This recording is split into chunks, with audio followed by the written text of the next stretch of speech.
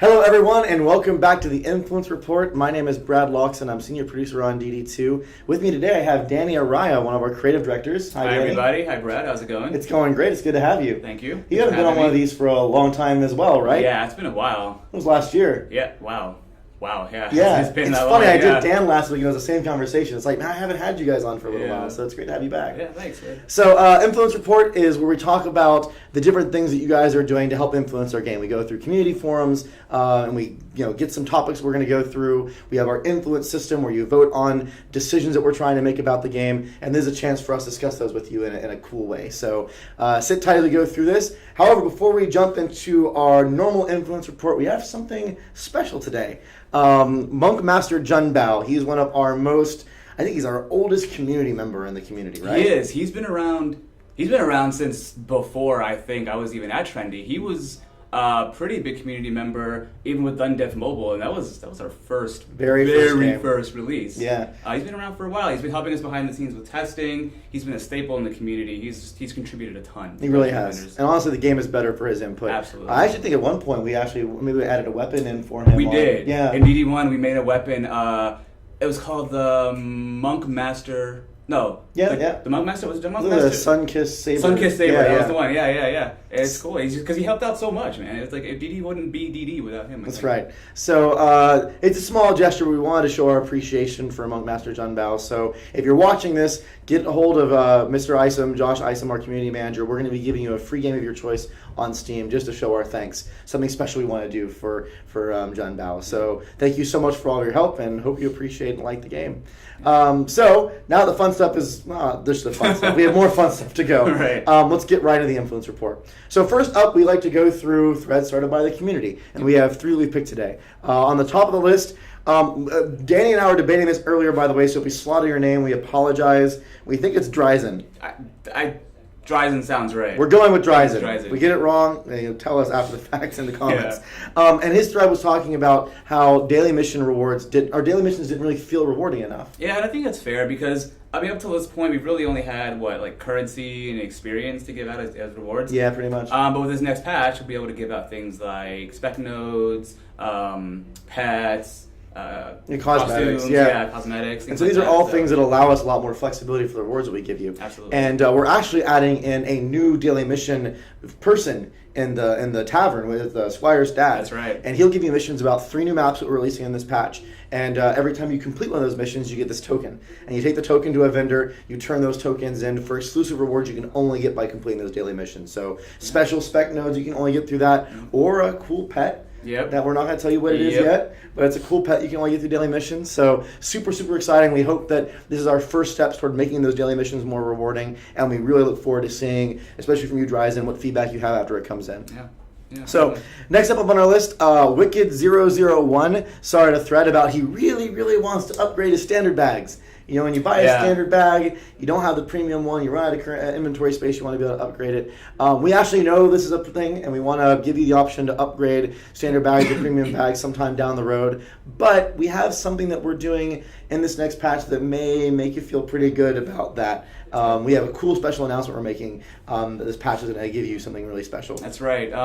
As most of you know, we'll be giving away a lot of the early access rewards with this patch. That's right. Costumes and things like that. Yeah, our premium currency too. Premium currency, that's right. Yep. But we're happy to announce that anyone who has purchased the game pre-patch, before this patch, will get 7 32-slot premium bags. That's right. So if you were stuck with one of those standard bags that was really annoying you, all of your bags are going to be upgraded to premium bags with this patch. Yep. And this is part of our first steps in preparing to eventually go free to play. We're going to be actually giving the new default for premium bags are going to be 4 32-slot premium bags. So that's the default when you start the game beyond this point. And then we're going to be changing the inventory expansions to be through premium currency. Both the standard and premium bags you're going to buy with premium currency. And then as we go down the road, we'll experiment with this. We want to make sure it's nice and comfortable for everybody. Mm-hmm. But as a thank you for everyone that supported us up until now, we're going to give you those 7 premium bags. So pretty cool. We'll give you the ability to upgrade them later on. Hopefully this is a really cool thank you, and it'll make you feel good about the inventory space you have.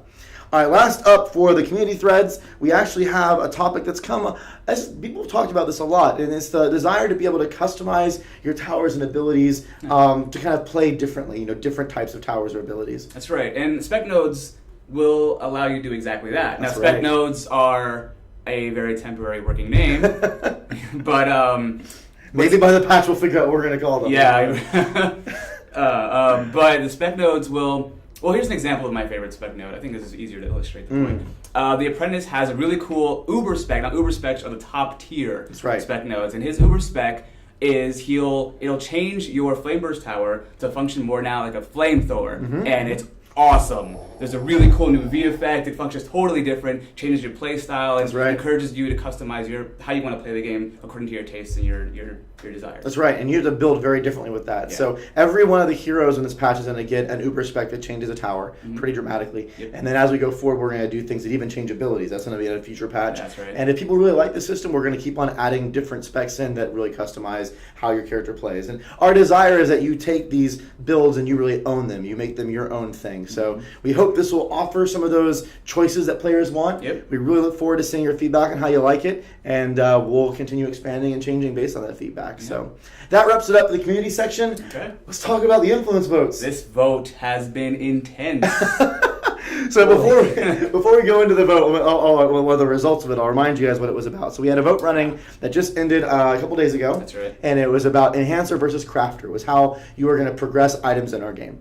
And Enhancer was about vertical progression, right. Maybe making things on an item stronger or unlocking hidden potential in that item. And Crafter was about horizontal progression, maybe doing things like being able to add a new special stat into the item based on some type of crafty type system or something. And it was really more it wasn't about the feature itself, it was more about the philosophy, the design philosophy we wanted to approach. Yes. And man, people were going crazy. Okay, so we use Skype internally to communicate because it's a pretty big office and we have some offsite people. Yeah. And so we have these chats set up for different reasons, like announcements and things like that in the company. They were exploding especially as the vote was getting towards the last few minutes. And I mean, you guys were just throwing votes in like crazy, dropping influence point bombs, and it was pretty intense. Like everybody was trying to predict how it was going to come. We actually predicted incorrectly. Yes. There was a lot of people on Skype that thought that Enhancer was going to win because it kind of pushed ahead and it kept on like bouncing back and forth. But every time people dropped Crafter points, Enhancer would pop back up again. Yeah. And I think a couple people in our team had some ends of the community and was like, no, you guys wait. And I think someone came in and dropped like a couple hundred points on Crafter near the end. Yeah. And at the end of the day, Crafter ended up pulling away. I'll go through the final point votes. So Enhancer had 10,587 points, and Crafter had 10,731 points. Wow. Really, really close. So it was very exciting for us to see, the last two votes, this one and the one before, getting super close. And honestly, that tells us a lot. It means that you guys are, one, really passionate, but there's two different voices in the community that have different things. So Crafter won. That's the direction that we're going to be focusing on. Yep. But it's going to give us a lot of information. This gave us a lot of information on how to move forward so we create compelling experiences for both types of audiences. We don't leave one completely neglected. So super fun to see. Yeah, it was. So this next vote, we have a vote that's going to be coming up shortly after this video. This one is very near and dear to Danny's heart. That's right. Danny, why don't you tell us a little bit about the vote that we're coming up with next? Sure. Well, to talk about the vote, I need to talk a little bit about how we got to where we are today. So, as most of you know, we started developing Dungeon Defenders 2 as a MOBA. And eventually we decided that wasn't the direction we wanted to go. You guys helped us decide that, too. Yeah, we were all very happy that the community and the team both felt pretty strongly that DD2 sequel should be a DD2 sequel. Yep. Right? But unfortunately, we had already spent quite a bit of time and money developing the pre-production for the MOBA. So when we made the shift, we couldn't do a whole pre-production phase all over again. There just wasn't time and money for that. And when you don't do pre-production, nothing ever goes wrong. Yeah, it's always perfect. You never have something you didn't think about that comes up. Nobody makes mistakes. Right. So it may not be a mistake. We don't want to. That's true. No, that's fair. What we realized though is that we're using the color purple as a primary color for both the old ones and the Defense Council, who are the good guys. Yeah, right. the not old ones. And so we thought that might lead to some confusion or inconsistency, but rather than just change it on a whim, we decided we wanted to hear what you guys think. That's right. Maybe you guys like the purple, maybe it clicks with you, maybe you've gotten used to it, maybe it makes sense. So we want to pose this question to you. You'll see the images on the website as we go up. There are our proposal, or one option I should say, is to change the colors for the Defense Council from purple to red, linking it a little bit more closely to the Dragonfall colors. That's right. And the other option is to keep it purple. Yep. And we really want to know what you guys think. I'm really curious to see what you guys want to say. Yeah, so that's going to be going up on Influence Vote probably by the time you see this video.